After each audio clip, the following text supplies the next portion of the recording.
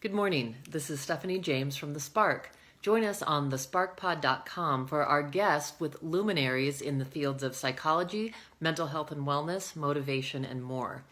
Today I want to talk with you about how we all go through difficult changes. And at times we can feel very discouraged and we can start feeling overwhelmed and that we don't quite know how we're going to make it even through sometimes this breath, this moment.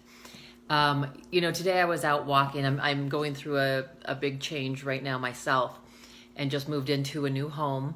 And I was out walking this morning and it was beautiful. I heard the birds, there were little bunnies and squirrels everywhere. It was absolutely gorgeous and my heart was actually feeling light. And then I kind of started feeling a little bit overwhelmed as I started walking and just thinking about all the different things that I was dealing with, maybe the challenges that I had ahead for the day. And ironically, and I always think life shows up in all kinds of signs, the God or the universe always reveals itself to us. And so as I started having that feeling of overwhelm, all of a sudden I looked down and someone that was doing road construction had sprayed on the street transition. And I walked about 10 more yards and it said up with an arrow and transition again.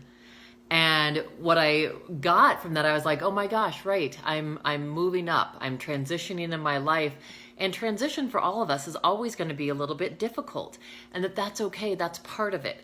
As our brain is acclimating to new situations, things that aren't familiar, it's going to feel a little bit anxious sometimes. It's going to feel a little bit overwhelming. But when we can tell ourselves, okay, this is just part of my transition, it makes it all seem so much more bearable. And we're able to take a deep breath and know that these feelings are okay. Whatever comes up is okay, and it's part of the transition. And that's exactly it. We're moving forward, we're moving up, and there are better days ahead. And this day can be a better day from this point on, when we relax into the moment of saying, I'm in transition and I'm okay.